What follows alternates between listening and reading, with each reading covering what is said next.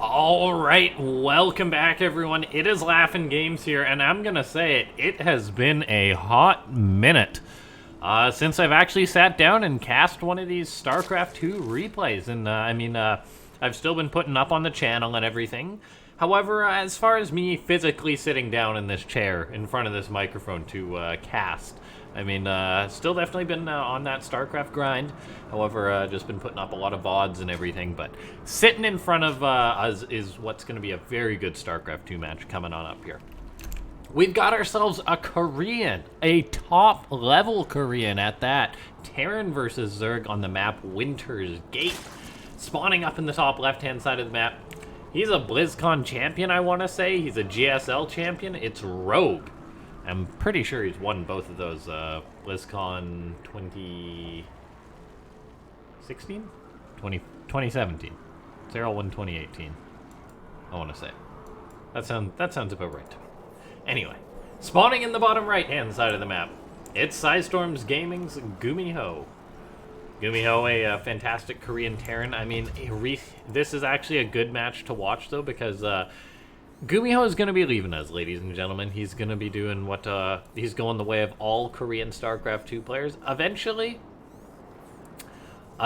you got to go ahead and do your mandatory military service, which is something that's very important in the country.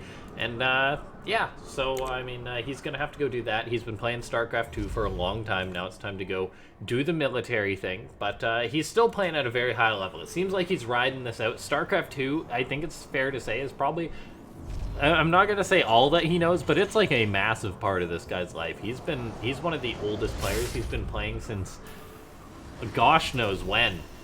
GuMiho, he was around in like the very first StarCraft 2 tournaments when StarCraft 2 was coming around. LaughNgamez wasn't, I'm talking in third person, LaughNgamez didn't enter the scene. I did not enter the scene for years after GuMiho had been playing. He'd already been a pro, he'd already won tournaments and things, and been a very consistent high-level player, like long before, before I got into the game myself. So it just goes to show how respectable this guy is, and he plays at a very high level. He's been doing it. He's probably one of the most consistent StarCraft 2 players of all time, it's fair to say. His peak, he's won himself like a Code S, so he's had some very good runs recently, which is nice for him. And talking about this actual game, GuMiho, he's one of the players who never disappoints. Oh, keeping his Reaper alive there, by the way. Very important. He's going for a quick third command center, which is something that's very exciting to see in a TvZ. It's not something that you see every day, but it's how he's going to be trying to take on Rogue here with a very strong economy. The map is Winter's Gate. So this is actually a map I'm excited to kind of watch. I'm going to be honest, I haven't been able to watch nearly as much Pro StarCraft 2 as I want to. If I could, I'd watch it all, but as far as like keeping up on the meta and everything, I'm excited to see how a TvZ is going to play out on this map. There are all these slow zones here, but I haven't actually seen too much of it. I know they can play in, and that the third base can be very, very awkward to take if you choose to take this location, because you've got these rocks on one side and then a slow zone on the other, so attacking in can be very tough. But on the reverse, if, say, your opponent sieges up tanks on one side, it can be very tough to defend, and that's probably why we see Rogue right now this game expanding down here. If you're a Zerg, you're like, no thanks, I don't want the Terran to roll up here with a bunch of tanks and build bunkers and slow zones and things like that. You just say, no thanks to that, I'm going to expand elsewhere. I'll take my business elsewhere, not to this location. And interestingly enough, we see GuMiho off the back of this very strong economic play. He's gone for a bio play behind us. And also important to note is that Rogue is completely in the dark. Rogue has won Overlord, but he's skipped Pneumatized Carapace, and with this Marine here, he might not even know what's coming his way. And it's already too late, because take a look at this. GuMiho is being so greedy this game. He doesn't have a wall up yet at his natural. He's just powering up on bio. He's just doing his own thing. And Rogue has no idea that this is going to be coming his way, which is very, very important. Because GuMiho, he's just got a license to build SCVs. By the way, this Overlord, a very, very lucky Overlord. That's important to note. And then let's take a look here. Viking gonna be just sharking around. I mean, he wants to get that Overlord, but not quite. GuMiho, though, he's already moving out. He's gonna be securing himself a third base. He's just producing Stim Marines behind us, and oh, this is some of the GuMiho flavor here that we see. He's getting an armory off the back of his 3 command centers, and then he's making Hellions. He's dropping 3 mules at a time, so he's got a ton of minerals this game. And because of that, he's just going to be able to produce Hellions and Marines non-stop. And I think he's just going to be going for a very bizarre timing. Rogue, in an era in which Terrans are usually like BC Russian or something like that, is going to be getting hit with something very, very unique coming out of GuMiho here. Hellions are going to be crossing the map now. And GuMiho, he's going to be coming in with a very strong push. He's going to be flying these Hellions on in here. They're hidden inside the Medivac, but once that armory is done, it's going to be Autobots roll out doing their Transformers thing here. And then with a ton of Stim Marines behind it, it's going to be so tough for the Zerg to stop. Now, Rogue, what he's done this game is he's got himself a very good creep buffer, but it's still going to be very tough to stop. There's 2 Medivacs in this army, and GuMiho is just charging on in. Rogue is morphing Banelings as quick as he can, but his Queens have to retreat. These Hellbats are buffering here. They're charging up this ramp. They're going to try and absorb the Banelings, but GuMiho has now had time to pre-split his Marines. He's tightened back. Vikings, Hellbats, and Marines able to dispatch of those Banelings, and Rogue isn't making any more. He's completely broke right now, trying to get up his 4th base. He's gone up to 65 drones, and he did not expect an attack at this time, so his 3rd base is going to be under fire. GuMiho wants to try and chase down these Queens. I mean, they've got that creep that gives them high mobility, but there's just too much Terran here. Rogue's gonna die. He's gonna fall in the face of GuMiho, who came out with such a sick build. Hellbats, Marines roasting and toasting Zerg here, and we've got ourselves a Terran who's in a very good spot right now. I mean, GuMiho, it's kind of an all-in a sense. I mean, he hasn't started his upgrades yet, but neither has Rogue as well, so I mean, like, the upgrades were kind of delayed compared to a normal 3rd CC play. And this was, by the way, I misspoke, this was no way an all-in.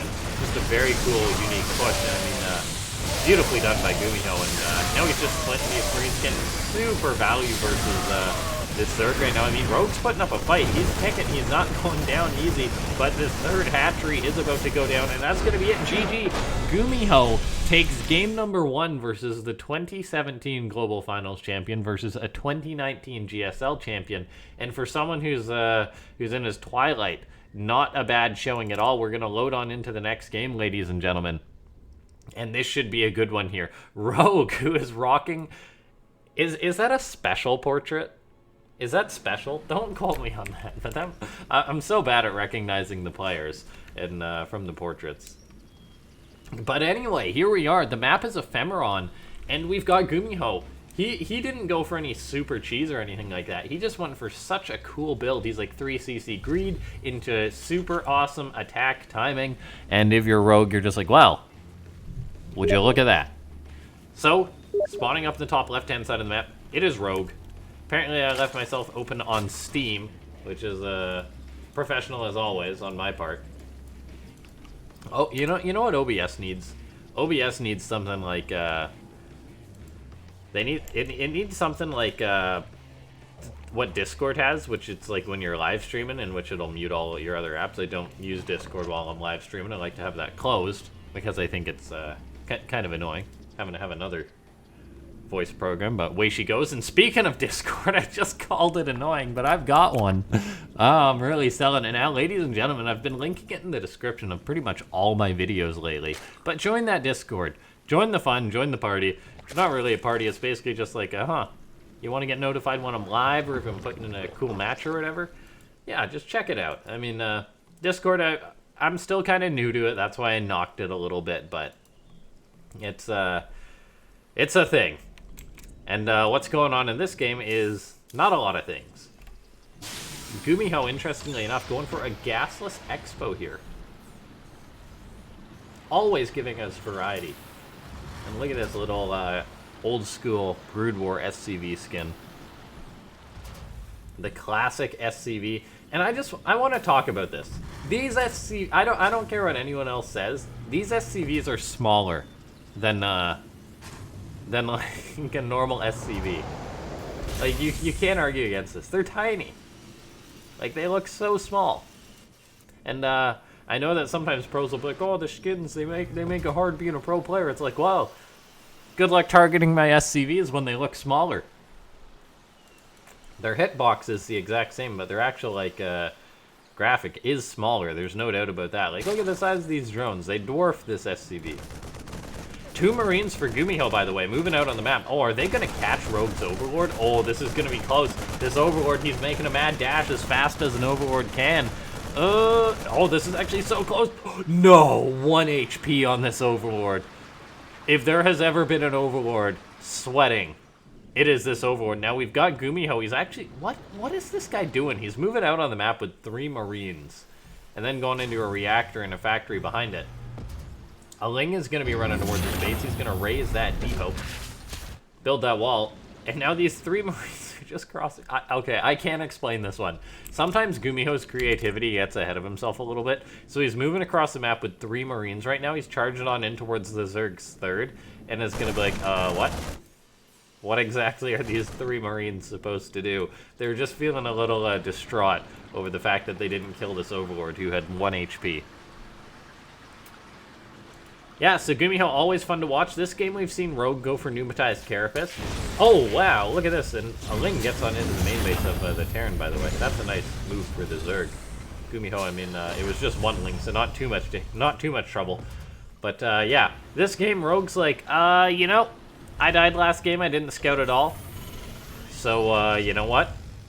Gonna go for pneumatized Carapace, and that basically gives him a license to see whatever the heck GuMiho is going for. And it looks like GuMiho gonna be going for a Banshee this game. No, a Raven. Pardon me.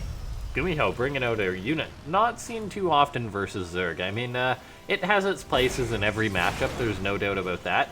But what is GuMiho doing? He's gone for a Raven, and then he's following it up with a Fusion Core, so a bit of a delayed BC rush because he opted to get a Raven first. Now, that's kind of interesting. The only thing that I can really think of is that he's going to be... Oh, he might get that Overlord. Yes, he does. Wait, come on, Rogue. Rogue really hated that Overlord. This Overlord barely survived, made it to here. And Rogue sends in the injured Overlord instead of the one with all the HP. You can't explain that. That's just a bad choice from Rogue. Yeah, the only thing I can think of is that GuMiho's gonna, like, use the Raven and the Hellions to clean up creep while the BC kind of teleports in and does his thing. And then a 3rd CC on the way for GuMiho. Rogue just teching up, by the way. Roach Warren Lair on the way, so, I mean, he should be ready for this, I feel. He scouted at I want to say. No, he didn't. He doesn't actually know that it's a BC rush on the way, and GuMiho totally was selling a fake cloak for a second. Oh my god, GuMiho is so smart. And right now, Rogue's like, oh my god, it's going to be Cloak Banshees. In reality, it's going to be BCs. Fortunately for Rogue, the response is pretty similar. We take a look at this, by the way. Factory on the way for GuMiho, so he's going to be playing that mech, and Rogue's flying on over with his Overlord, or with one of his Overlords. He's like, huh, look at that. He is building a BC after all. With that news, 2 more spores get started. GuMiho just driving on in with his Hellions and Raven, by the way. Just cleaning up creep as often as he can. Saves you so many dollars if you're a Terran. And you basically just use the Raven to clean up creep instead of... scanning, because the scans are expensive. Hellions for GuMiho, running on into a few of Rogue's Roaches. Say that 3 times fast. And, yeah, I mean, pretty normal game. Or is it normal? No, it's not. This is not a normal TvZ. It's been a while since I cast, apparently. I'm feeling a little bit of rust. Now, in comes these Hellions, charging on in towards the natural of the Zerg, and oh my gosh, this could actually be disastrous for Rogue. 9 drones go down. A BC in the main base is flying around. I think that BC could go down, but so could a lot more drones here. Hellions driving on in, 15 drones going down. Oh, this is disastrous for Rogue. 19 drones dying here. Oh, and GuMiho, he gets 21 drones. The BC is still alive. By the way, the classical battlecruiser skin looks sick, but GuMiho, please get it out of there. It's so injured. No, run battlecruiser. Get out of there. Go get your repair. The Raven and the battlecruiser. The Raven has 13 kills. Wow, I guess it must have thrown down some auto turrets, killing off a lot of the drones there. So the Hellions kill off a ton. The Raven kills off a ton with the auto turrets, and that hurt for Rogue, man. That is, that's a painful one. Now, we do take a look here. Rogue is going to have a Spire on the way. And, that's always going to help with shut down BCs, but I feel like this is a pretty good spot for GuMiho. Yamato Cannon about to finish up. He does lack any anti-air, but so far Rogue not making any mutas or anything like that. Well, he doesn't actually lack complete anti-air. He's got a battle cruiser, which can kill about infinite mutas with a repair. GuMiho also getting up turrets in his bases, while Rogue is making some corruptors. It's important to keep in mind corruptors absolutely annihilate the heck out of battle cruisers, and they can destroy orbital commands pretty quick if the Terran's out of position. But what, GuMiho? No! Why are you out on the map with this injured BC? Oh my god, he's making me so nervous right now. Just get it home, repair it. Please repair this BC. The classic battle cruiser skin, by the way, looks so sick. Look at this. Look at this. Oh. It looks like it's got giant arrows on its side. Look at this. That's like an arrow. It's 2 arrows.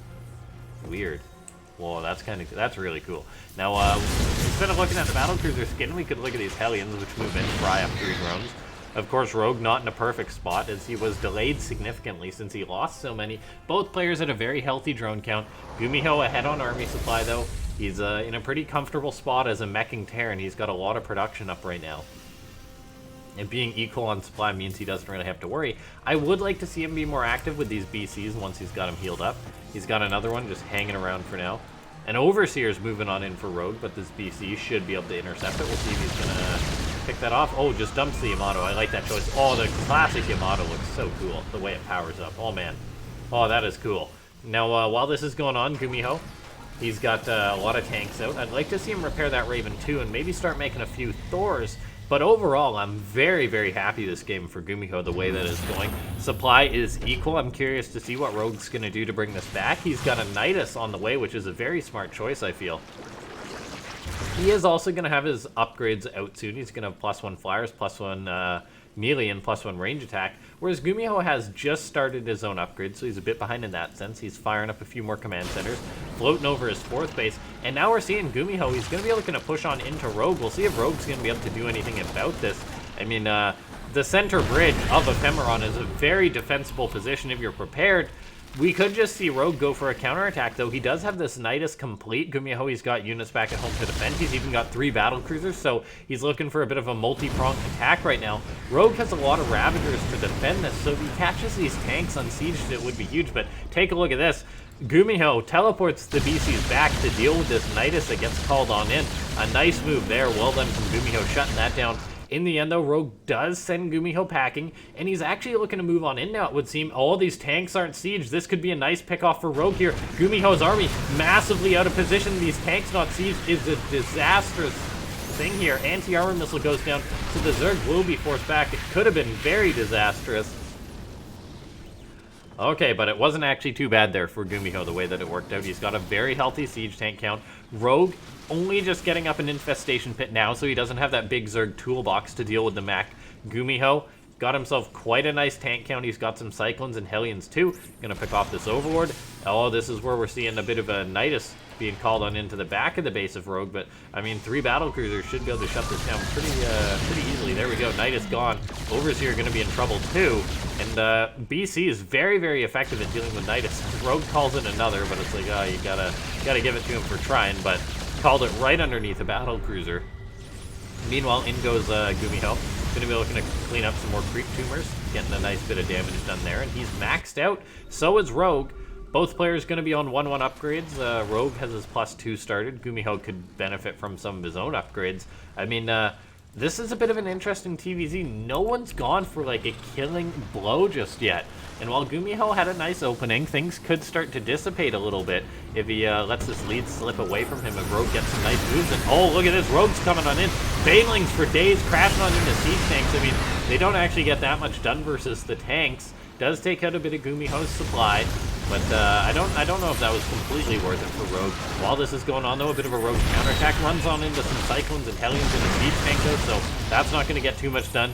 The Nidus is down at the south. GuMiho is identified 1 of them. Rogue called in 2, though. Apparently, 2 Nidus is better than 1. And GuMiho is just getting up another command center, so he's macroing very, very strongly here. CCs for days. You can never have enough command centers as a Terran. And we take a look here. There's a good chunk of siege tanks out for GuMiho still. He's got to be careful. I mean, his standing army could definitely be weak to Rogue in some form. I mean, he's given Rogue a lot of time. That being said, though, Rogue is only just getting up to his hive now, so it's not like he's managed to build up, like, say, mass Infestors, mass Broodlords, or mass anything for that matter, really. Or mass anything of significance. I mean, he's got some Corruptors. 32 Banelings is a very good amount. Banelings can deal with Hellions and Hellbats, but versus Siege Tanks, they are not very good. I mean, the tanks will just pick them off from afar. Even if the Banelings do connect, the tanks are, well, I'm gonna say it, they're very tanky. Oh, look at this, though. A Nidus could be getting off here. This could be the first successful Nidus. GuMiho's not in position to deal with this. He's not. His battlecruiser's going to be off cooldown pretty soon with their teleport. But, oh, this Nidus is going to finish up. Rogue could get some damage done to his opponent. Both players are focused on this attack to the front, though. GuMiho moved on in for a battle, but I think this is going okay for Rogue. Anti-armor missile going down, but it's a little bit too late. So, actually a very nice engagement for Rogue. Corruptors pushing the BCs back. The battlecruisers have teleport, so they teleport to the natural. They should be able to deal with this Nidus. Oh, look at this. Rogue unloading Banelings. Hot delivery there. The BC's fortunately in position to deal with this. Okay, so nice defense there from GuMiho just in time. I mean, he really waited to deal with that Nidus. But in the end, Rogue does push GuMiho back. Keep in mind, GuMiho took that fight. It was kind of just a partial fight, as GuMiho fought without 4 of his siege tanks, which is a very significant portion of his army. I mean, 4 tanks definitely could have turned the tide in that fight, perhaps. And now GuMiho has to remax. He's got himself a very good economy here. I mean, securing himself up a 5th base, just dropping mules for days, by the way. And that's very important for the Terran. Just as soon as you take a new base, just drop mules. And let's see, GuMiho, he's got 7 mules. Okay, he could land 1 more on that base. GuMiho going to be looking for a bit of Hellion harassment, it would seem. In come some Lings. They're going to try and get on top of these Hellions. Looks like they will actually get them. No transformation there for GuMiho. It would be good to see a Terran get transformation servos. There we go. GuMiho realizes that he needs to get that now. Meanwhile, another Nidus getting called on in for Rogue. This guy definitely does not quit. That's for sure. Oh, look at this, though. Rogue maybe planning on attacking from multiple angles, and oh, a Ling counterattack towards the 3rd base of GuMiho. The Nidus in the natural is up once again. GuMiho, you gotta deal with this. I feel like this is a scenario which you siege a tank at your natural, and you shut that down for good. There we go. GuMiho realizes this now. Siege tank Hellions in position to deal with this Rogue, not sending anything through that Nidus.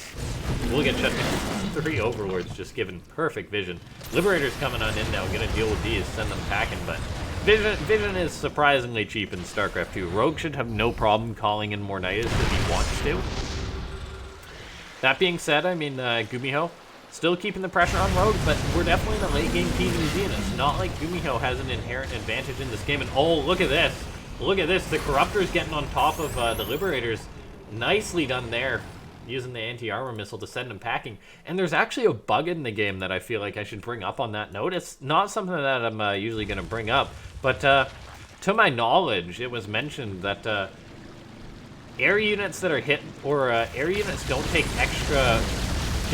their armor versus splash damage if they're hit with an anti-armor missile. So like the Liberators, they only deal extra damage to the 1 instead of all of them if they're hit with anti-armor missiles, which in a mass Liberator versus Corruptor fight could be significant.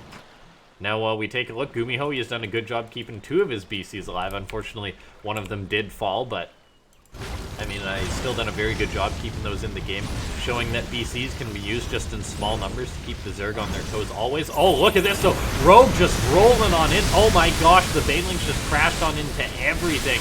Oh, that is disastrous for GuMiho. And what? Rogue is just crashing forward. GuMiho now in a bit of trouble. He's made some Vikings, but that is not enough Vikings to deal with those Corruptors, so the Vikings going to land. The Cyclones and Vikings going to try and deal with the Corruptors, but oh man, that was something. Rogue just with a quick move, he just A-moved Banelings on into GuMiho, and GuMiho disastrously split up. I mean, I was talking about how Banelings are not good versus siege tanks. Well, they are good versus Cyclones, and that's a fact right there. Now, these Hellbats are going to stand strong versus these Lings, so I don't think Rogue can make enough Lings to deal with the Hellbats, but the rest of GuMiho's army is just gone. Like, he's been reset on supplies so hard, and while he's just dropping another fresh load of mules, that really hurt the Terran. Nicely done for Rogue, who's still got a strong economy behind this, who didn't lose nearly as much supply. And look at this, he's just making more and more Lings here, just trying to find any value that he can. Cyclone's picking off a few of the Lings. GuMiho making Hellions and Cyclones still, but man, that was very, very good for the Zerg. GuMiho's now at that point in which you're turning, you're like, I gotta buy some time, so he's going for some Hellion harassment versus Rogue. But Rogue has 94 drones, he does not care. Baneling's getting some connections there. I don't know how efficient that was for Rogue, but he seems very content in this game just to trade those out and just to crash into the Terran. Resources lost. It's not really super definitive one way or the other, as it can definitely swing. And oh man, these classic Ultra skins look so cool. But oh no, GuMiho not microing his Cyclones. He only micros after all but one are dead. I mean, so he's gonna get one of the Ultras there, but that really hurts for GuMiho. And Rogue having some very, very good moves in the past couple minutes of this game. He's making 23 more Banelings here. Rogue is on an insane economy this game. I mean, we take a look here. He's had the lead for the majority of the game, and that's because he's on 92 drones. Such a high supply as the Zerg. And it basically means that he can just throw Banelings and make more and more. While his army doesn't reach that super large, scary stage, it does become very strong. And oh, look at this. A Nidus getting called on in by the Zerg here. GuMiho, you think there'd be like a tank or something here because, okay, there we go. He's going to deal with that. Very important. The Battlecruiser's still doing his thing. Going to Yamato a Queen. I mean, GuMiho trying to secure up another base. It's important that he's doing that because, believe it or not, the Terran player will start to run out of resources soon here. Tanks get set on up to deal with these Lings.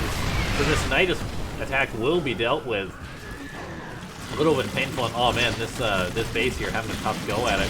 Banelings and Ultras just show themselves. By the way, look at these classic Ultra skins. They are so derpy, but so cool. I want to see more of these.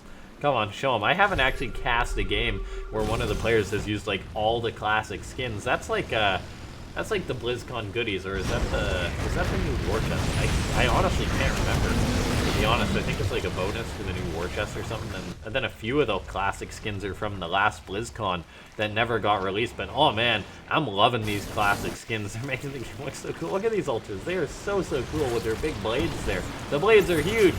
They're hooked like a mountain goat. We take a look here. Rogue's going to be charging on in. Oh, this is actually a questionable engagement, though. Rogue's just rolling on in. Banelings for days, crashing on into siege tanks of all sorts. I mean, that was a mass amount of Banelings, but I think it's going to go okay for Rogue. I mean, no, wait. GuMiho taps out. What? Whoa, wait a second. Hold the phone.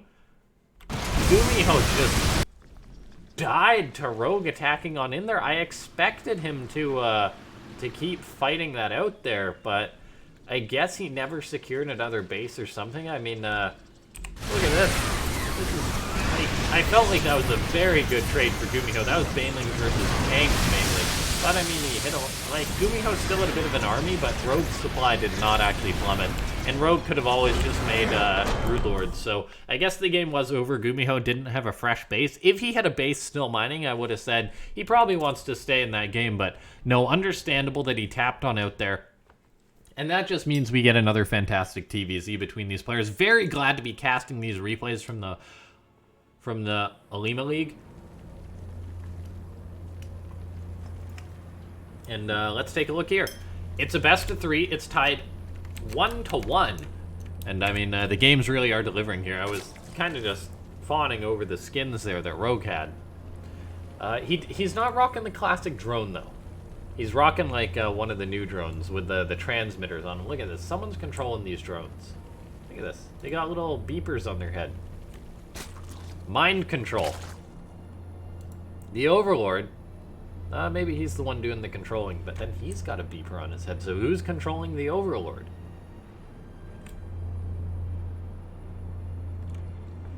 Tough questions. Okay. Let's see how this game's going to go between them. So far, GuMiho has really been the one who's shown us the sick builds, but, I mean, Rogue could always change it up, go for something cheesy. Who knows?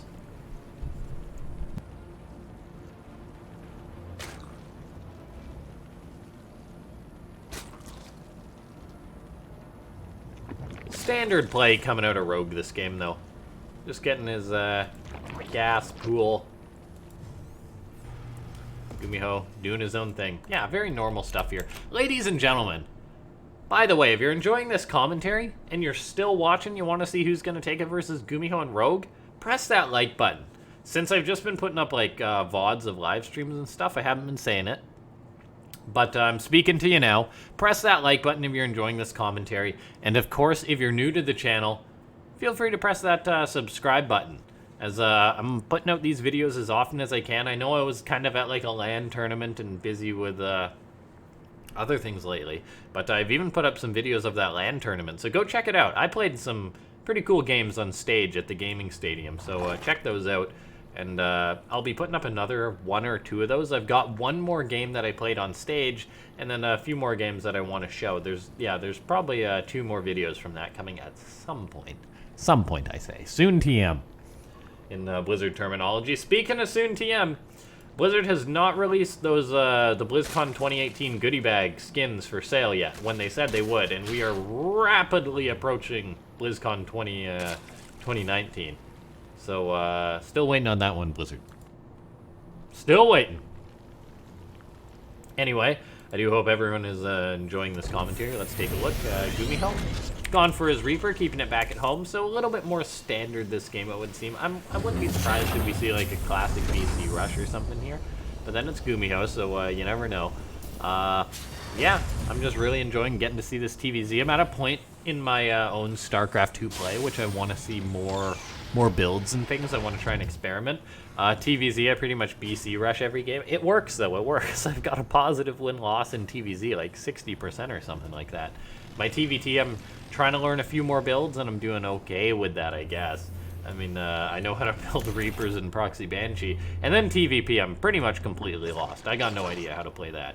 So, that's why I'm enjoying casting these games again and watching as many games as I can, because that's the best way to learn, honestly. Watching what pros do, replicate it, and that's honestly just a great way to play, to get better. Once again, we're seeing a Raven coming out of GuMiho, so we'll see if we see a Fusion Core after this. Could be like a new meta build coming out of the Terran here.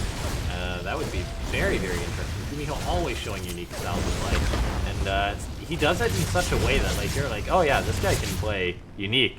And I feel like in StarCraft 2, as opposed to in the past, say like Heart of the Swarm or Wings of Liberty, it's like, okay, there's one way to play this game, and you can't really diverge from the path. Whereas Legacy of the Void, it's a mess. It's a giant cluster. You fill in the rest. It's just players are all over the board with how they play. There hasn't been a defined meta yet, which puts StarCraft 2 in a very interesting place. And I think it's for the best that there's no complete, like, defined right way to play. I mean, there's ways to go about playing it. So even in, like, situations which, like, you'd be like, okay, things can be questioned. More so in StarCraft 2 than ever before. Like, in the past, it would be like, oh, man, in Heart of the Swarm, you'd be like, yeah, Terran, you don't want to play versus Protoss late game, you'll lose the game if Protoss gets to late game, and that was definitely true. And now, it's like, yes, that's still arguably the status quo, but it seems like even Terrans can go about challenging that more. And same for Terrans in the late game versus Zerg. Zerg is still considered the better race in the late game, I feel, but we see Terrans go into the late game all the time. And, they're not necessarily afraid to do it, and there's lots of wiggle room to play. We see GuMiho going for his own unique style. Didn't work in that last game versus Rogue. However, I mean, he's definitely shown that he's willing to try. And a few adjustments, maybe a few better engagements, and maybe he could have won that game. And oh, look at this, GuMiho charging on towards Rogue's third. Gets himself like 4 drones.